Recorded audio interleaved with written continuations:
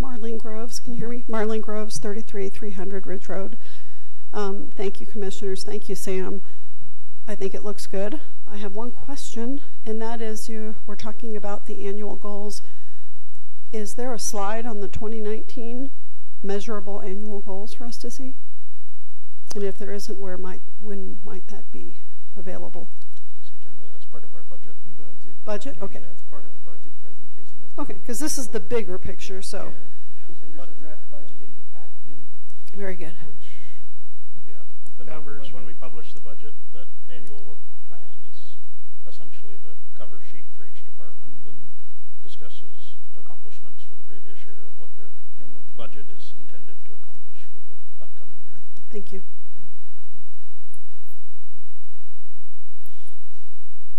Any other comments?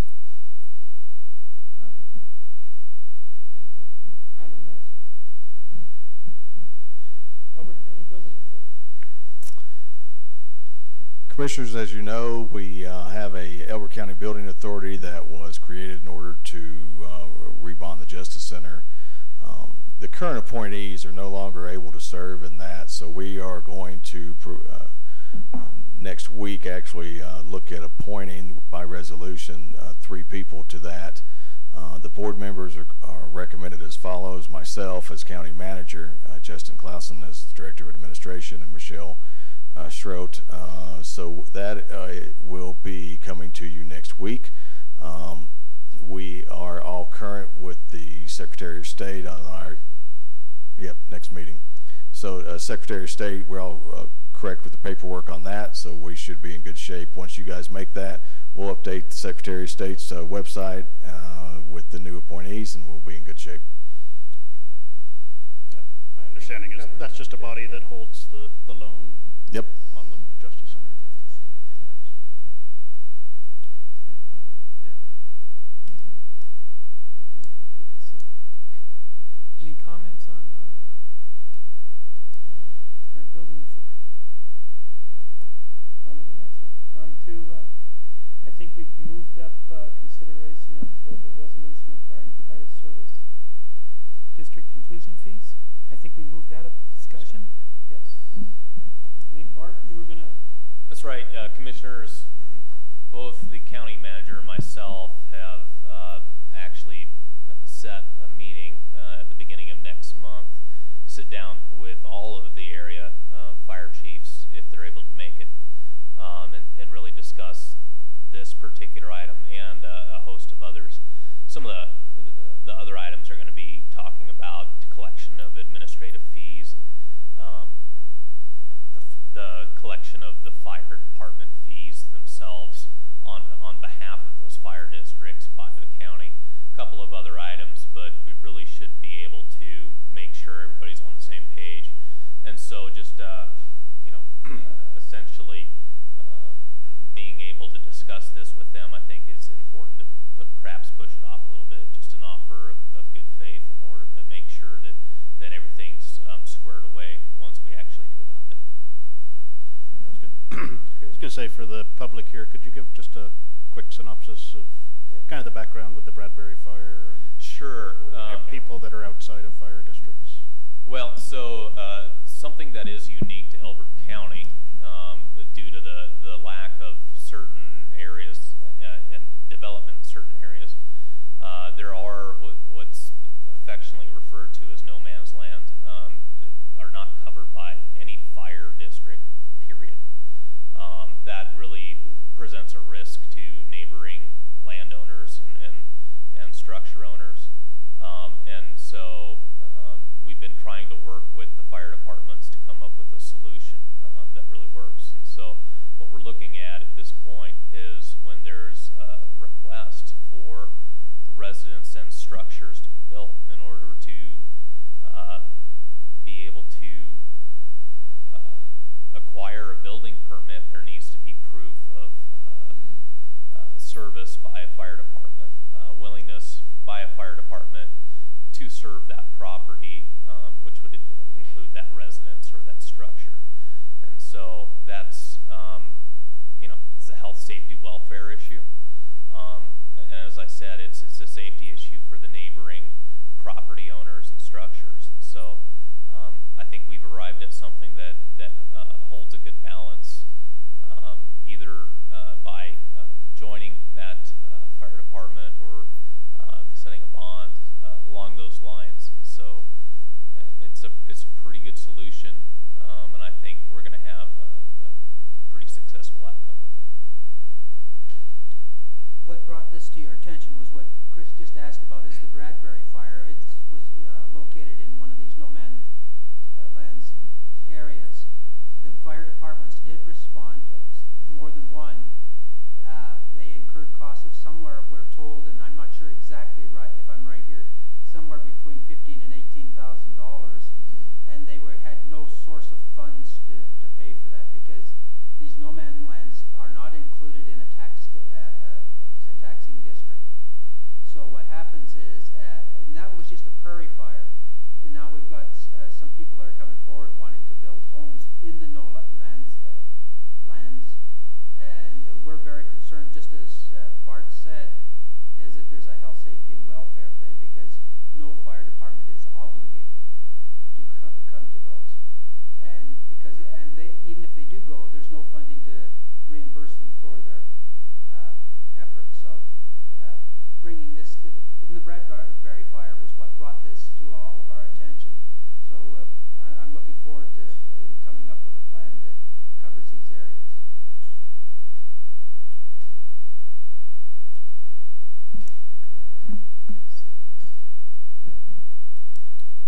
Any public comment on our no? All right. So we're on to action items. First one on the agenda here is our October 10th minutes.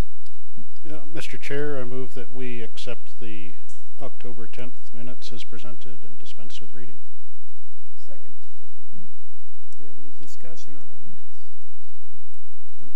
All in favor? Aye. Aye.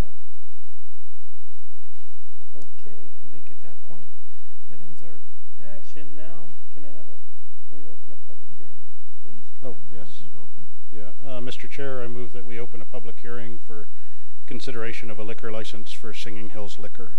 Second. All in favor? Aye. All right. I believe Dallas.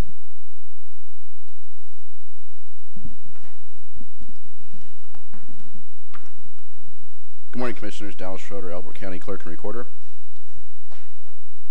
You know, as part of our duties of the Clerk and Recorder's office, is we also deal with liquor licenses in county portions, unincorporated parts of the county. Before you today, we have a proposal for a new liquor license, formerly known as Singing Hills Liquor. The new name is Singing Wine and Liquor, and that's my fault. I missed that typo on that. The address is still the same. It's 475 Singing Hills Road, Unit A, Parker, Colorado, 80138. Even though this is existing business that has been sold, from our perspective, it is still treated as a new issuance of license. And so all the procedures, as though it was a brand new business, have to be followed and gone through. All the hoops have to be jumped through for the license to be approved. While we were waiting for approval, the clerk's office administratively issued a temporary permit on July 6th, so the business could continue to operate as we collected the documents and got everything in order. The new ownership is under the name of Singing Wine and Liquor LLC. Principal contact is Maria Lara, the managing member, and has 100% ownership according to the documents supplied. Ms. Lara is in attendance, and after I get done, if she has any comments, we can have her make those as well. We've been working with Ms. Lara now for several months, and have found her to be responsive to our requests and pleasant to work with, and so we certainly appreciate that. For any new liquor license, there's a lot of steps that have to be completed. One of the first ones is this hearing date and time has been posted for more than 10 days at the business location. All necessary fees, both the county and state, have been submitted to the clerk's office.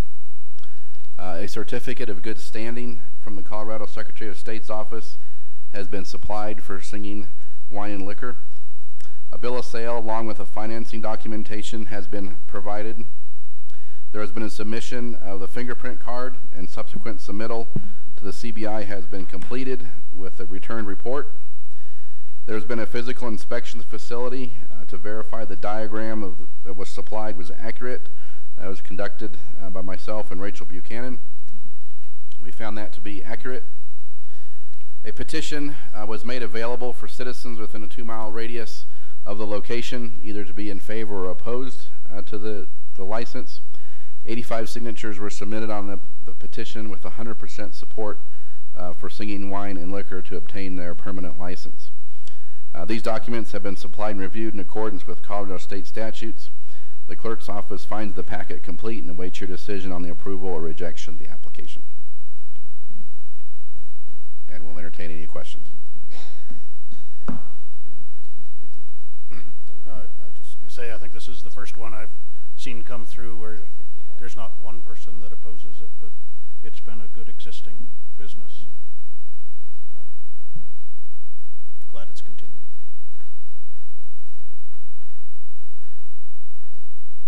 And I believe, would you like to make a comment? No, go ahead. No, okay. All right. Right there, go ahead. Okay, my name is Maria Lara, and Mr. Dallas tell me everything what I need. Well, I can have everything, all the papers that county has. I'm trying to get the permanent license. So, it's your decision. Thank you. I'll add to that, Commissioners. When we administratively issued the temporary permit, we set an arbitrary date of November 6th. If you decide to provide this again, we'll extend that 30 days in order for the state to review the documents and get the actual license back to us, so there's still no interruption in services. Thank you. Okay.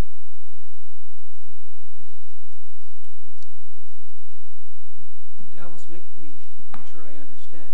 Is that are you suggesting that we continue this to or not? No, if today it needs to be the decision day. Oh, okay. But because it takes time for the wheels of government at the state level for us to get the license back after we have to submit all this documentation to them, the likelihood of us getting back before the November 6th expiration of our administratively issued permit is probably not going to happen. But that way we would assure that Ms. Laura has her business still up and running. Cool. Well, yeah, I've looked at this. It's a good packet. I mean, a lot of research. Mr. Chairman, I move that we approve the liquor license of Singing Wine and Liquor LLC. You do a second. I would second that, but and then we'll at ask public. for any public comment. Oh, okay, I apologize. That's okay. Got the motion in the second. We'll ask for public comment. None? Okay. No comments? All right, we got I a knew all motion in a along there second. would be no public comment. Okay. All right, all in favor? Aye. Aye. Okay. Mr. Chair, I move we close public hearing. Second. Second. All in favor? Aye. Aye. Aye. All right. On to board planning. Okay, Commissioners, so far we don't have a whole lot on there. We have the approval of today's minutes. We'll have the update of Mr. Albrecht just shared on the Elbert County Building Authority and the proposed new members to that. We do have the 2019 budget work study session set for October 30th at 9 a.m. I still assume that's what we're looking at. Sam, is that correct? Still at 9 a.m. So we'll make sure we get that posted. Have a couple other things that have been added to the calendar that we have. Under discussion, we're looking to add some new proposed county ordinances that the county attorney and myself and some other folks have been working on. So we'd like that in discussion. Also in discussion, final presentation of the draft 2019 budget. Also in discussion again, update on fee schedule. Christina Stanton. Discussion item, update on the adoption of the IBC 2018 building code. And one more for discussion, update on the election office, future of the election office. 4 action items, consideration of the 2018 to 2027 Elbert County Strategic Plan. And then I believe the BoCC meeting minutes for today are already on there. Appointments to the Elbert County Building Authority, and then resolution requiring fire service fee district inclusion. And that's a few other items. I'm good with that. You're good with that? Oh, yeah. Yeah. An update on your mobile voting. Yeah. We thought we'd hear it earlier. Yeah. Yes, we did start that this week. Assume everybody's received their ballots at this point. If not, please stop by the office. We can issue you another one. We did something new this year. As I shared last meeting, we have a mobile voter service and polling center. The Sheriff's Office graciously loaned us their mobile command unit so we can have all the finer things in life like lights and electricity and all that good stuff we need while we're out. We set up shop Monday evening from 3 to 7 in Simla, and last night we were at a Rattlesnake Fire Station at their training facility. Both locations have been very gracious to us, been very good to us. We appreciate that. The response that we've had is not exactly overwhelming on the number of votes, but that's kind of to be expected on a new endeavor. But the people we have talked to have been very appreciative that we're making the effort to go out to them, and so we'll definitely evaluate again. But the people seem to really enjoy us being there, and it's something I think we can really build on. This afternoon I won't be here at the land use items. I know you'll be very disappointed with that because Rachel will have to sit in. This afternoon from 3 to 7 we're down at Elbert doing the same thing. So so far so good, but that's where we're at. Thanks, Cal.